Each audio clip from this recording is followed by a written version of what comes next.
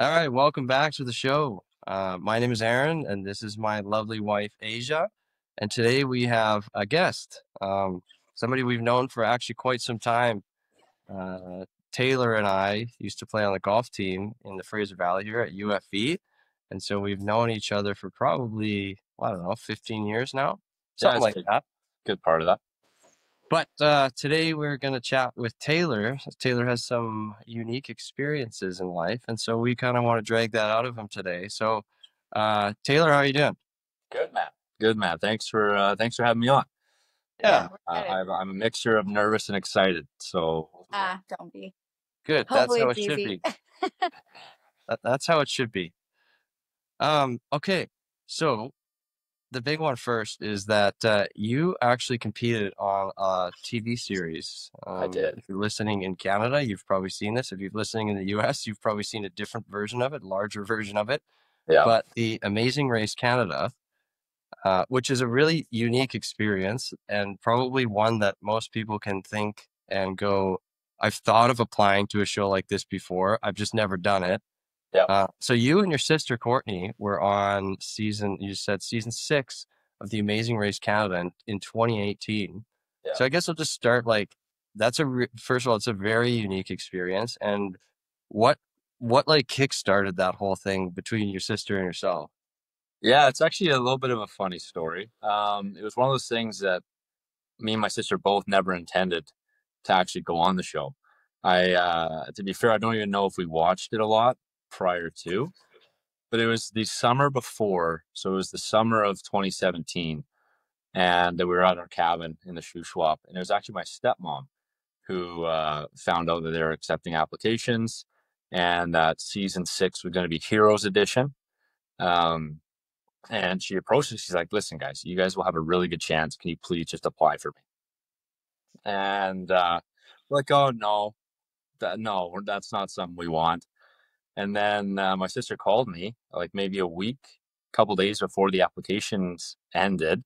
And I was like, hey, bro, like, I think we should do this. Like this could be fun. And I was like, you know what? It could be because she's also a police officer. So she got posted in the Lower Mainland. So she was in Langley at the time. I was in Williams Lake. We really didn't have a lot of chance to like hang out with each other for long periods of time. So we're like, yeah, sure, we'll send an application in. And so we actually ended up recording a video because it has to be a video submission under 2 minutes. And we found out later that most people like they had a big production, right, for part of it. And me and my sister, she was in Langley. She had my head on a laptop on her dinner table. She was filming with her iPhone. We did one take. She got my name wrong. She couldn't remember how old I was. It was just, honest to God, it was. I thought it was complete garbage, and we sent it in, and like not 2 months later, we kind of forgot about it, and they phoned us, and they're like, "Hey, we really loved you guys." And I was like, part of me was like, "Are you sure?" And so that's what kickstarted it, and then the process kind of went down the line where we had to go to the Lower Mainland for in-person tryouts, right? Because they wanted to see how we were on camera, and then that's kind of how it started. Okay. That was something I was curious about. I was like, did they just pick you straight up from a video or do you have to go do something else too? So you had to go into like an in-person thing. Was there like a lineup of people going into this or was it just like a handful? No, so it was. We never actually saw anyone else. Okay. Yeah, so it started. We submitted the application. For some reason, they liked it, and then they set up a phone interview with us. Okay. And so we did a phone interview, and it was like a conference call. So it was me, my sister, and some producers, and they were just kind of asking some questions, getting the vibe from us. And then maybe 2 weeks later, we got a phone call, and they're like, "Hey, we want you to come to Vancouver, and yeah, basically do this sit down meeting with us." So that's how that kind of went down. I remember at the time I was coaching the golf team, and we were doing an alumni. We did an alumni fundraising sort of event, like a Ryder Cup style event. Yeah. And at the time, I was reaching out to all the guys that we used to play with, and before us and after us, and I texted you, and you said some like long-winded story about being in Australia or something, and at the time, I was kind of like, oh, okay, he's traveling around. And Yeah. then I don't know, like a few weeks later, it's like, hey, oh, he's gonna be on this TV show, and I was like, ah, now, now this makes some sense. I had so many stories that I was telling people, Yeah. especially at work, right? Work was tough. Because not only like when I was at Williams Lake, when my coworkers, they're also my best friends. Mm. And like trying to tell them that I'm gone for a month, no cell phone, see you later was a little bit of a Yeah, I guess that's a bit dicey, eh? Like So you're not allowed to say anything. who would Like you can't ever tell them that you're on the show or anything. nothing. So I was able to tell immediate family, but then NDAs had to get signed. I had to tell my boss, right? Because Yeah. I had to Yeah, let how him could you know. not? Yeah, so it was like kind of we got almost like permission through the producers and everyone of like who we could tell, like who was like who needed to know, and then Mm. once they signed the paperwork, then it was fun because there was like a little group of us at work that knew, and it was like we just like fabricated this elaborate lie, like why I was going, and we had this story that I was in Ottawa on the explosives devices unit course, so I was going to be like the Hurt Locker bomb squad guy, and we had this big story, and actually nobody truly knew until they did the Facebook Live starting line or whatever. Is When that they where they just announce everybody who's on the show, or? no, so they did this like teaser, and it was a Facebook Live of when the race actually started. So when we actually ran the race, I think it would have been in April. They did a Facebook Live, and it was just of our backs. Didn't show faces, just of our backs. And when I got back, is one of my best buds. He confronted me. He's like, "I know that ass from right because I don't No really have way. one. It goes shoulder blades to ankles, right? Like there's no ass." And he's like, "I know that was you." And I'm like, yeah. And I just had to like go deep into the lie, just, just rely on the lie. And then July Yeah. 7th came out, and they put like our faces everywhere, and then that's when like everyone had a good laugh and Yeah. Okay, so you guys get through the initial interrogation of whether you're worthy enough to be on TV or not, yeah. and then you start. Like, what's it like when you start? I mean, it must be just confusing. And once you're further in the show, maybe you got a better sense of what's happening today or tomorrow. But when you start the Yeah. show, like, what's that like? Yeah, so it was interesting. So we actually flew out to Toronto ahead of time, did a week of training, essentially what it was. And they just wanted to make sure that we could work on camera. And we weren't going to freeze. We weren't going to, maybe just stare at the camera like a deer in the headlights, right? And like to make sure that we could follow direction. So after that week of training, it was, you got the green light. They had some backup teams where if we, Oh, really? oh yeah, so if we dropped the ball, they could sub a team out for a backup team to go in. And then once we got the AOK, it was, it's on the plane and then up to where did we start in Victoria? Out to Victoria. So and we didn't get to talk to any of the teammates, like the other teams. Oh, so you just met them like day one. You're like, hey, I'm Taylor, and man, Yeah, but it's sounds. yeah, but it's super cool the way they do it because they want all the relationships to be super organic. Uh, Um, so you only get to interact with them on like while you're running the race. So like while you're actually filming. But oh, interesting. when that leg stops, let's say when you get to the finish line, it's in your hotel room. You don't get to interact with anyone. So there's no like, and it makes sense to me because there's no, leg one, nobody knows each other, and then all of a sudden leg two starts and everyone's best friends. Yeah, Mm. it doesn't Right. turn up well on TV. No, it wouldn't, right? It wouldn't really make sense.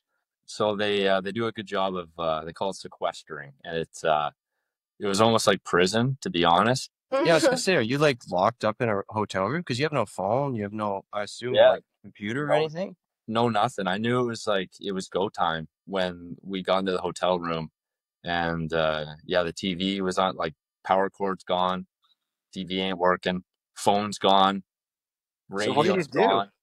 What do you do? You're like, you must be in a hotel room quite often.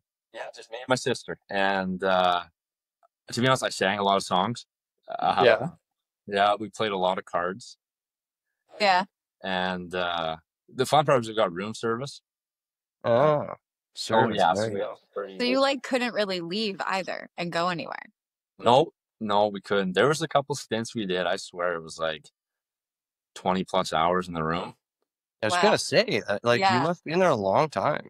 Yeah, they let you go for like a fitness hour where you could go. Okay. Like I felt it was kind of like you were a dog, right? You Yeah. were just like waiting around for your owner to come take you for a walk, right? And then Yeah. you wait for them to bring you food, and then you just like you were so excited to get outside. But that also made sense to me too why they did it, because when they did finally like open the gates, like we came out just like a bat out of hell, right? We were You're ready, ready to go. like we were wired. So it all when I like looking back, it all makes sense to me. In the moment, it was like, come on, like Yeah. I can't watch like playoff hockey. It was like April. Yeah, yeah. Yeah. I can't watch the Flames lose. What's I can't watch the Flames get eliminated in the first round. Yeah, so So you guys, I saw you guys won like I think it was like 5 or 6 of the 11 events yeah, overall. You guys were front runners for sure. We Yeah, watched like your whole season, I know, wh- I know. obviously. what do you think made you I guys such know. a good He's team? like, I know we were. Um, I think family members have like unique advantage over other teams, especially in those like high stress situations. Just for the fact that we like, well, one, we've known each other our whole lives, right? At the end of the day, like if you get mad at a family member, you can't really stay. Like for me, at least, like I'm not gonna stay mad at her. Like we're gonna get over it. We've gotten mad at each other 100 times before. Yeah. Where like there was a couple teams I've seen on the show before and after where it's like a brand new relationship. I'm like, that is risky business. Yeah. Yeah. Like you Right. like potentially you don't really know how each other's gonna work, in that situation. And I think also the fact that we're both police officers kind of kept us like pretty dialed with each other and calm in the stressful situations. And then not to pump our tires, like the challenges, a lot of them were dancing, and I don't know, they probably didn't know it, but I love to dance. When I saw dance challenges, like yeah, we're golden here, and just the challenges seemed to like jive with like what we like to do. So I think it was just like a combination. It was like the perfect Right. storm Yeah.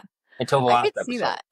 I could see that though, like with newer relationships though, like not even just the race part, but even you speaking about like now I'm trapped in a hotel room for 20 hours with Yeah, literally no distractions and I have to like hang out with this person. And if I don't know them super well and also just like came second last in like a leg of the race, like the emotions are high. You're like and it's stressful. everyone's seething.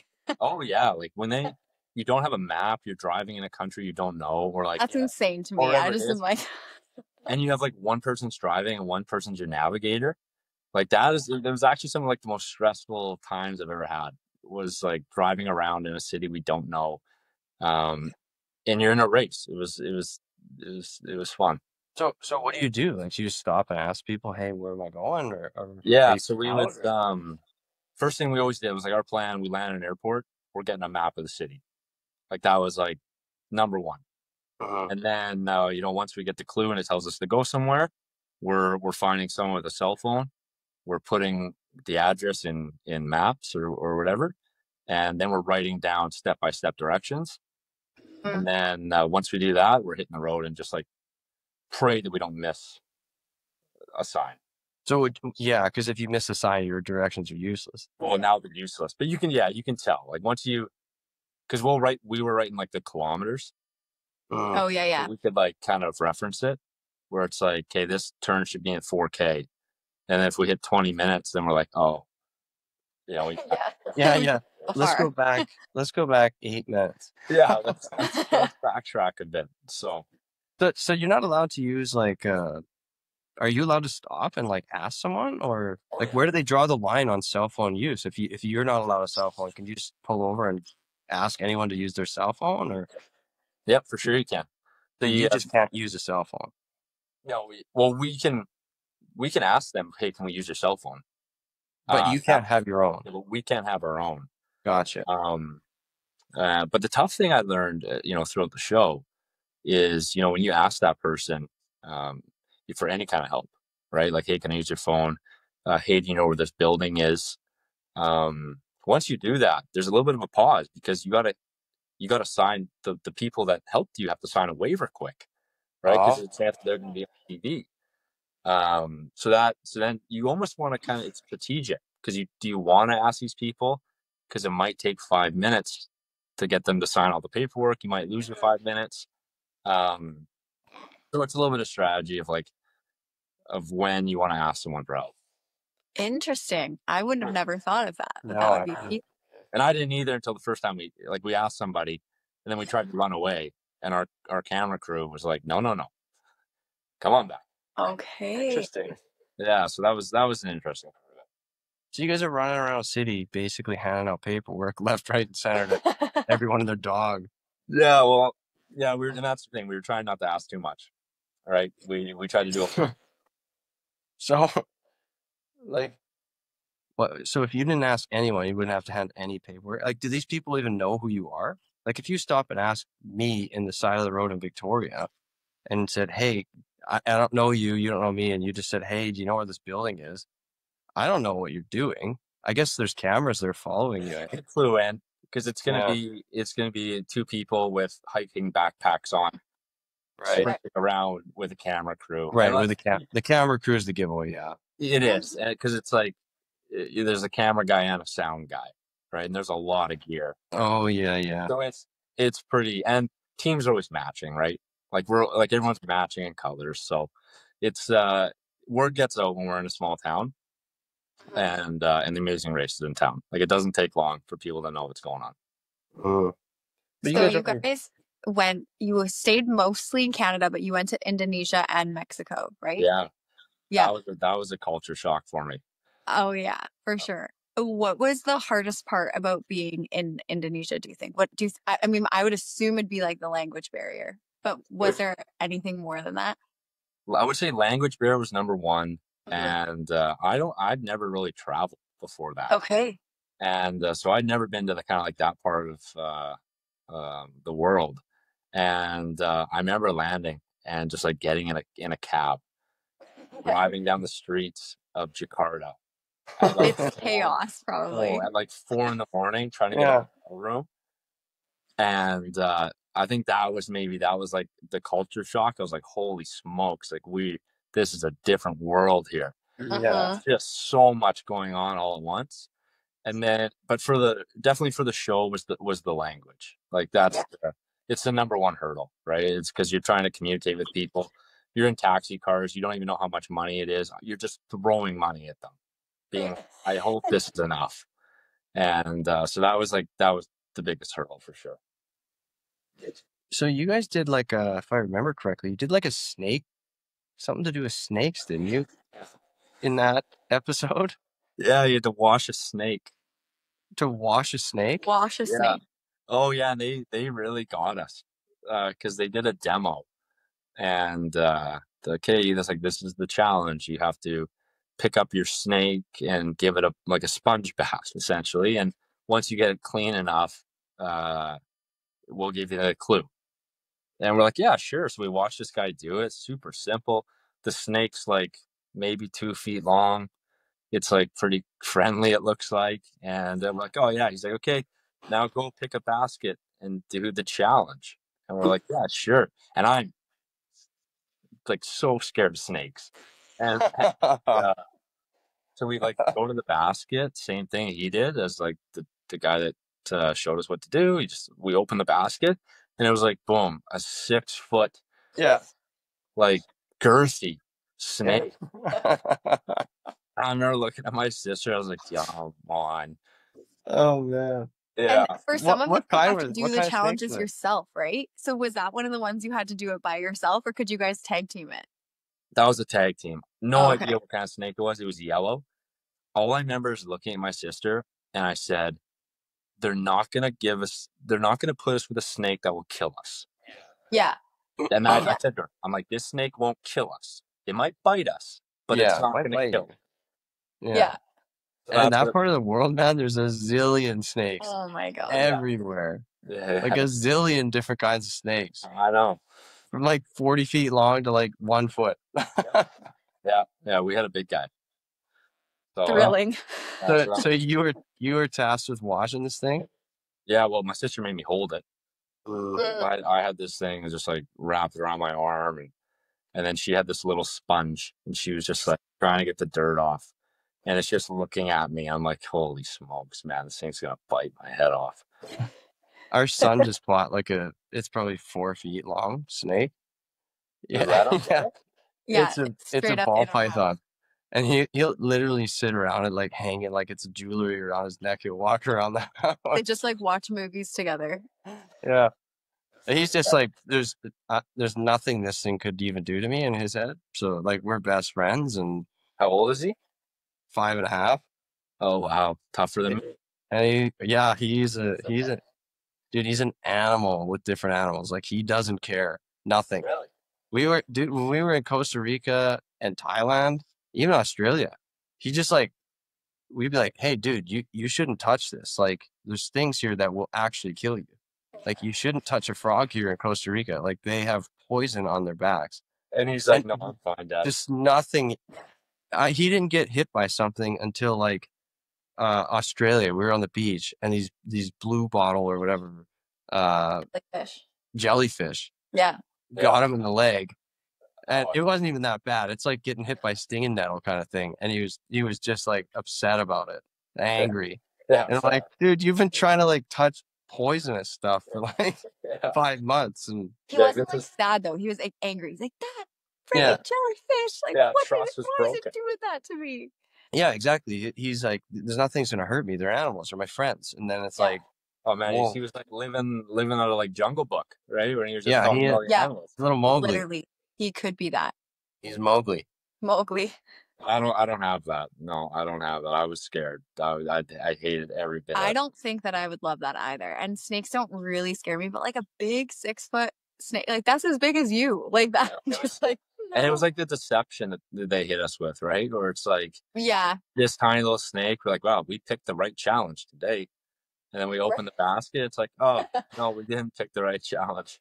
So yeah, you don't know the snake either. Like, you don't know what kind it is. You don't know anything about it. That's why I had to Nothing. default. That's why I defaulted to like, they're not gonna let this thing kill me. Yeah, And I yeah. was like, I had to just like believe that. I was like, no way.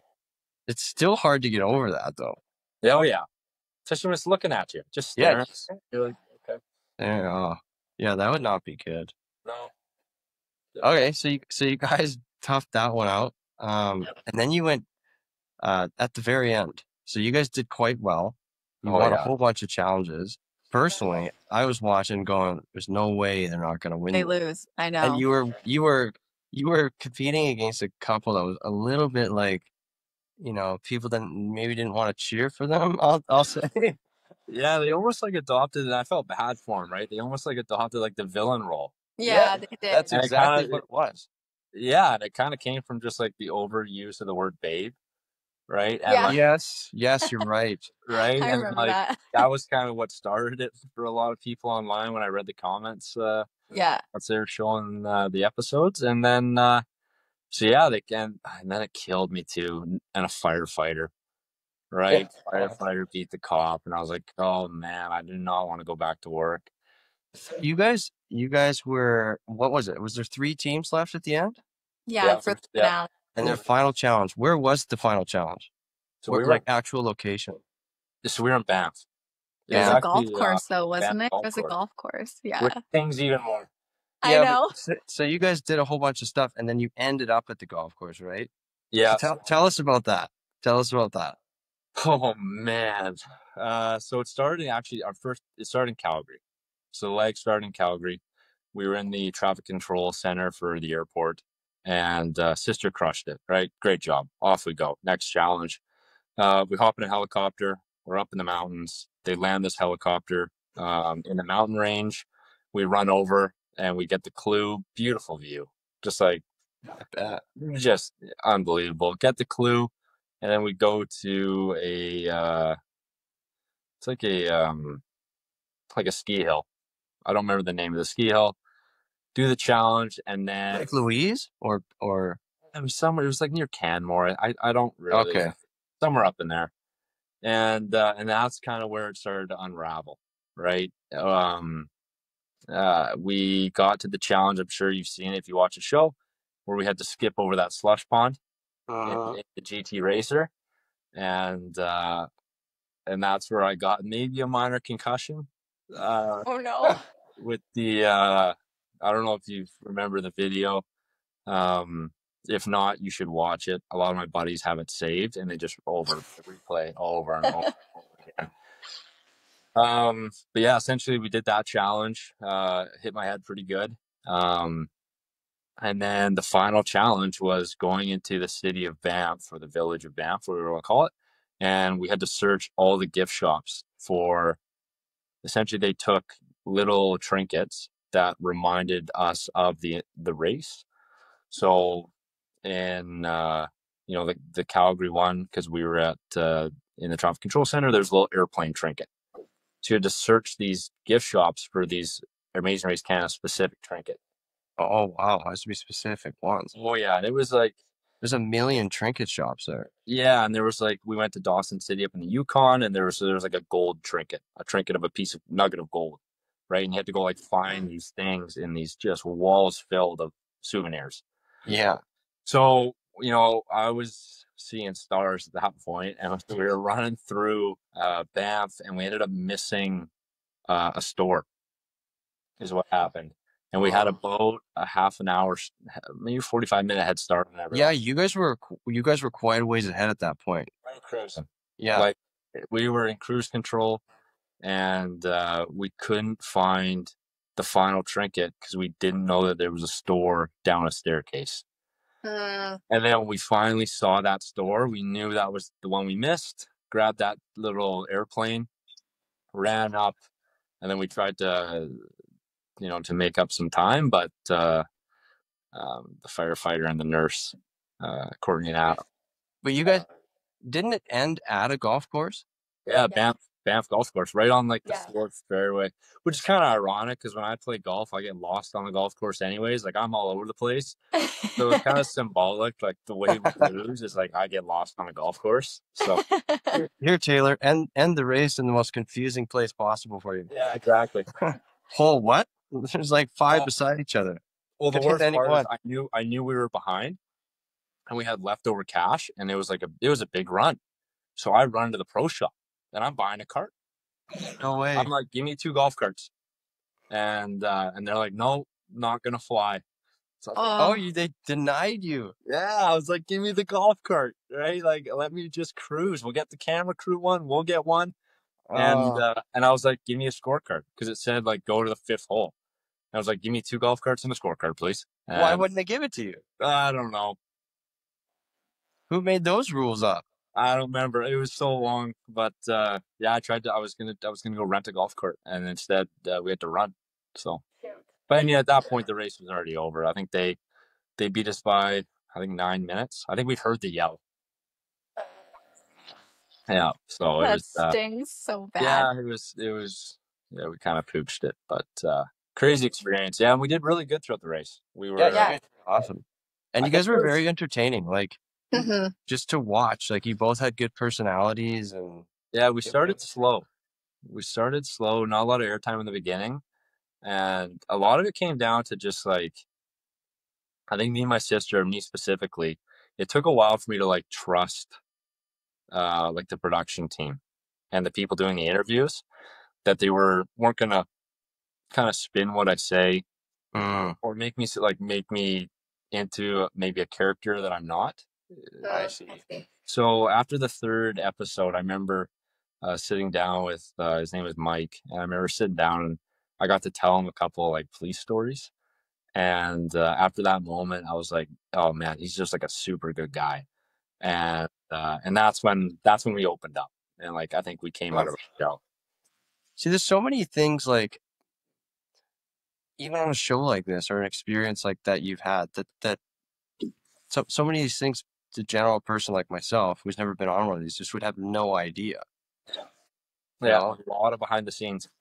I've never thought of being on an interview and worrying about what I'm saying being spun to benefit whoever's running the interview. Like I could see anybody who does interviews, I can totally see how that would happen or why they would be scared of that. Um, but I never would have thought, like on a show like that, that you're just being interviewed as you're going through a race. You know that a contestant would think about that. I just never really thought about that. But And it's I don't know if anyone else did.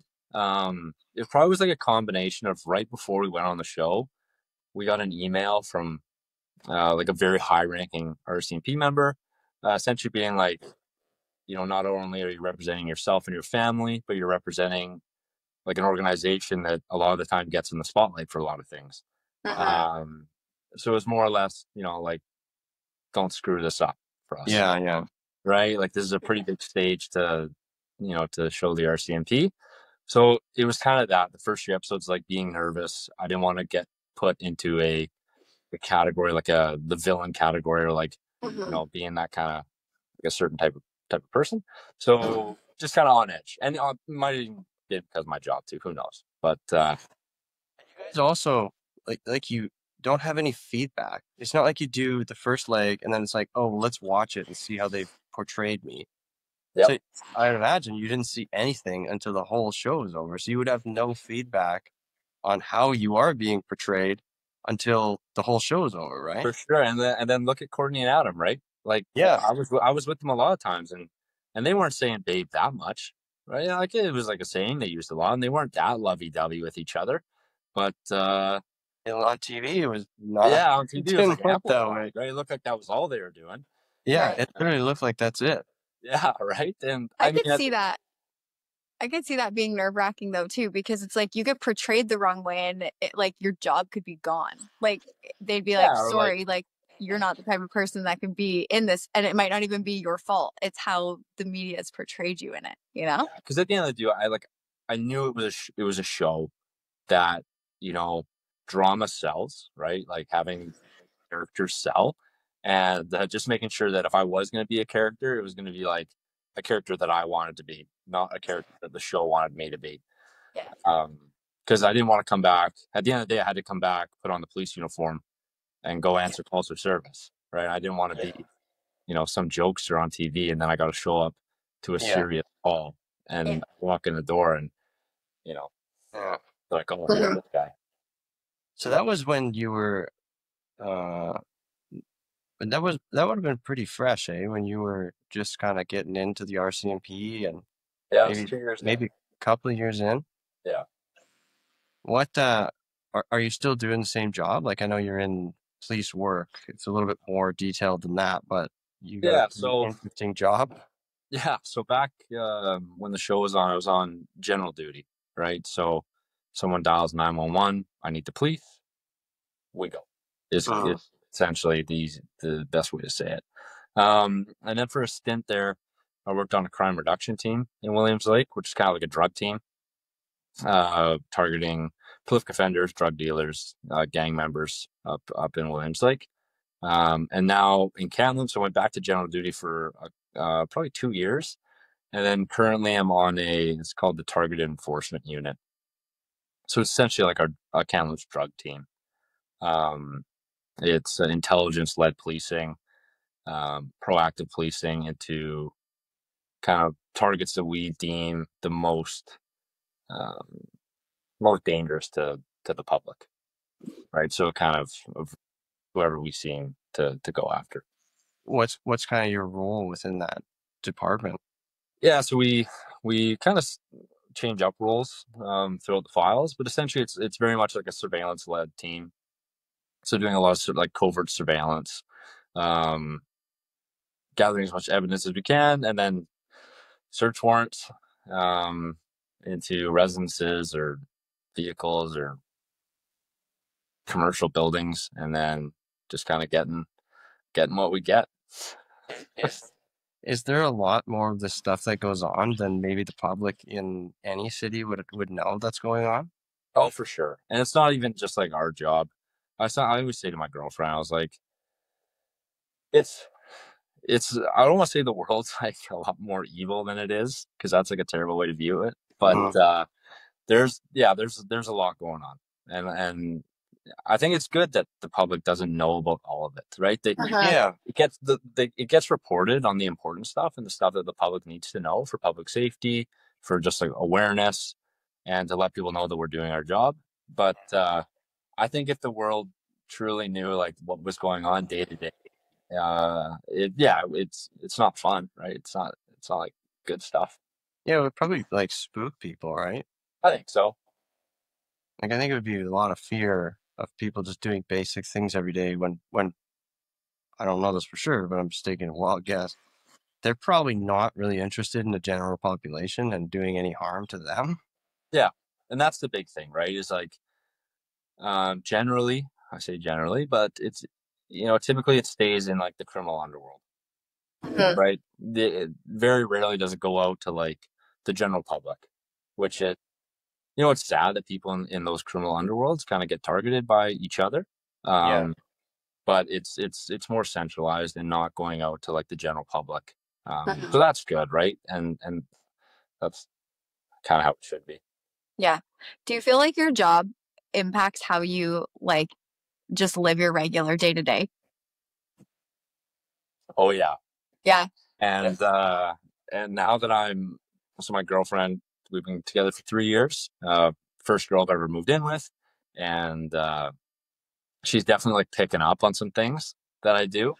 Mm, One thing I realized that I do is when I drive a car, like when I'm driving, I'll be looking ahead of myself, but I'll always be kind of a little bit on a cant, and I'll be watching oncoming traffic, and I can't stop it. And it's just like a natural thing, Yeah. because when I'm working for so many years, a lot of the time when I'm driving in general duty or driving, I'm always watching at oncoming vehicles to see if I recognize people. If vehicles look like that'd probably be a good traffic stop, right? Based on if I recognize them, it's a drug vehicle. I see it at a criminal house. So that's like one big thing that I notice. And then also just like I'm not that I'm on edge, but I'm definitely more aware of my surroundings yeah. than my girlfriend, who doesn't have that same experience as me. No. And a lot of the time she's like, "What are you doing?" And I'll be like running out of the car with my phone to snap a photo of something that I saw. And she's just like, bless her heart, but just oblivious to it all. There's no idea. I feel like I Yeah. would be like that too. But I always like wonder if people who have those jobs, like not to say like you're more afraid of life, but I'm like, I don't know, do you like have triple locks on your doors? I'm like, what's like Oh your no, regular no, things like? because to be honest, I know that it's very centralized to people that live in that criminal world. Uh, Right. so I don't get any more nervous about having double locks or Or like. just like living your life that way.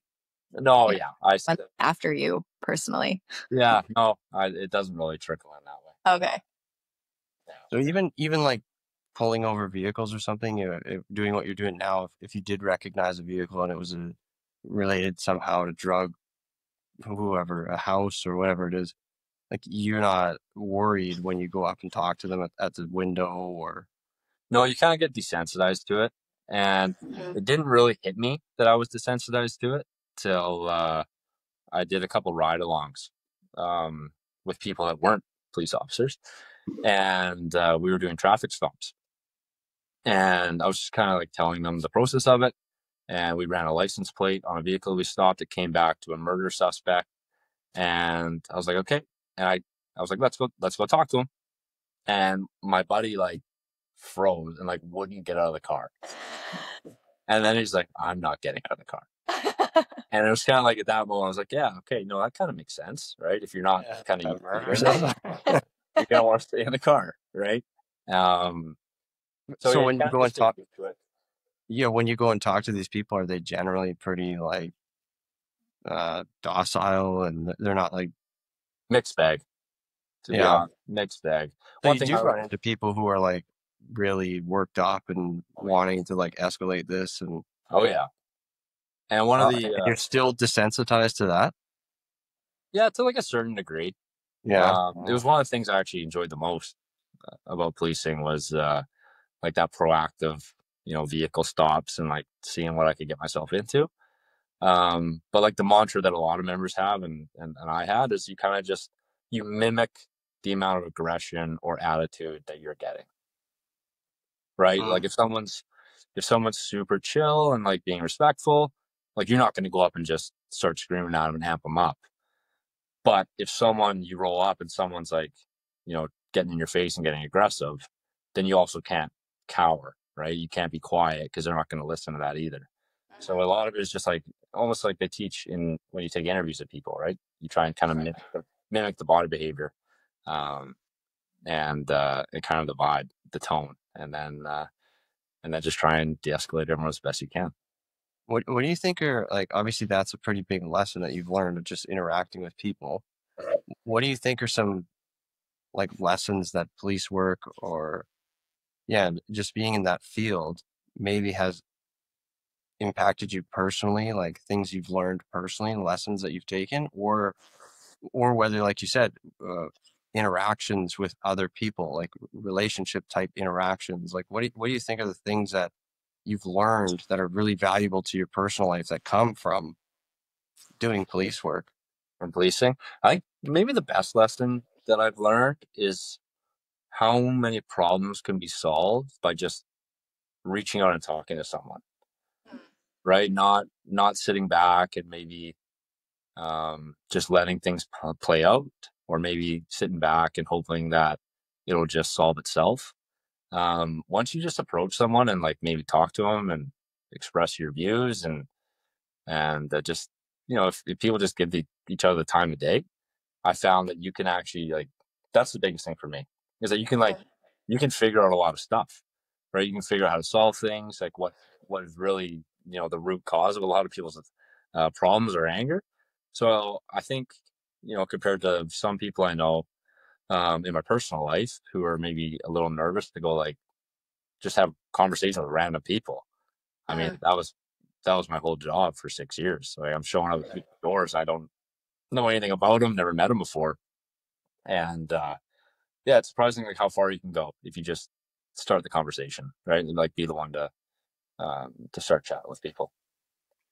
Yeah, like intuitively, that just makes so much sense, right? But once you slap various emotions on top of that, it becomes like a very challenging thing to do lots of the time. Yeah, for sure. And I Really think that's scary. like one of the biggest root causes of conflict, right? Is when people stop chatting with each other, you don't get to see each other's perspective, right? And then you kind of create these narratives for each other without actually figuring out solving what it is that is the problem. So Just make huge assumptions about the way it yeah, you is. just draw conclusions of like Yeah. craziness, and it's like that person might not even be thinking that, but you've created this like fake thought in your head. So Yeah, it's totally true though. Like I find myself do that frequently. And then you almost have to like check yourself. yeah, You're like, yeah, they actually didn't say that or do that. I'm just making an assumption here that that is what they would say or do. yeah, But yeah. So they never said that. yeah, so that's actually the one thing that I've always been an outgoing person, so maybe it's a little bit easier for me. Like I've never had a hard time talking or starting a conversation with someone. But it just like really showed true once I got into the job of like how important it is to just talk to people and communicate with them. So Yeah. I think too, like, even, I mean, I don't do anything near what you do, but I work with people a lot. And I think too, like, one of the things that I hear really common is people are like, I'm just afraid of confrontation. And I always think, like, who says this has to even be confrontational? Like, you know what I mean? It's like, if you're bringing something up to somebody or you're going to talk to someone, like, I think we are so in control of like how that person's guard is either up or down, you know? yeah, and it's funny because like talking to someone doesn't necessarily just direct like have a straight line to confrontation, No. right? Like a No. lot of times it doesn't go that way because it's kind of funny in a job that I have is I don't like confrontation either, Right. right? Like a lot of like I don't enjoy it.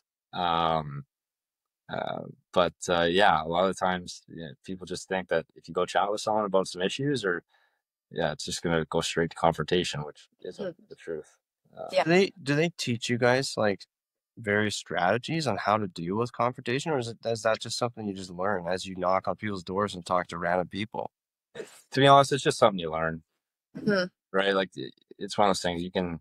I'm sure with your guys' careers, right? They can teach you as much as they want You in could read about it in a yeah, textbook. you can read about it, but until you get out there, like Yeah. that's where you learn, right? Mhm. hmm So, Uh-huh. what do you think are the most effective things for you personally when you are dealing with conflict with somebody? I find number one, I try and let them vent first, right? Give me your perspective, like what's really bugging you, and then going from there, opposed to maybe trying to put my thoughts or beliefs on someone right away. Mhm. Just like I like when people tell me what's wrong, Mhm. and then see if we can figure out. So, do you find that people actually shoot you straight? Like you're wearing a uniform, and I Depends on the presume situation. I presume some of these people don't want you to know what's actually going on, but Oh, for sure. And you get good at like when people are lying at you, right? Like you really get to know. Or it's like you'll go to a call and they're like, "No, that person didn't hit me," and then they got blood coming down their nose, and you're like, "Oh, Yeah. are you yeah. sure? Are you sure they didn't?" But Oh man. yeah, and at the end of the day, if someone doesn't want to talk to you, Yeah. they're not going to talk to you, right? That You was can like I us to guess you can't solve the problem then, like, you can't help No, the problem no, at that that was like us to an emergency because like if there was like, someone comes in with a stab wound and they're like, "Oh no, it was my garage door." And you're like, yeah, "Okay." yeah, Like, for sure. but they don't want to like rat the person out. You're like, "All right, well, we can't do anything about this, but Yeah, yeah. So a lot of time. I mean, it's tough, right?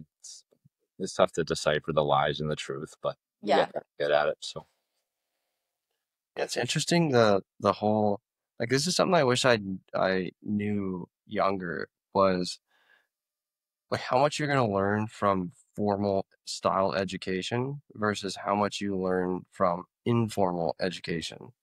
Mhm. Like what you're saying right now, where you're going to learn a bunch of stuff out of books or videos or an instructor or whoever it might be, and you're going to forget most of it.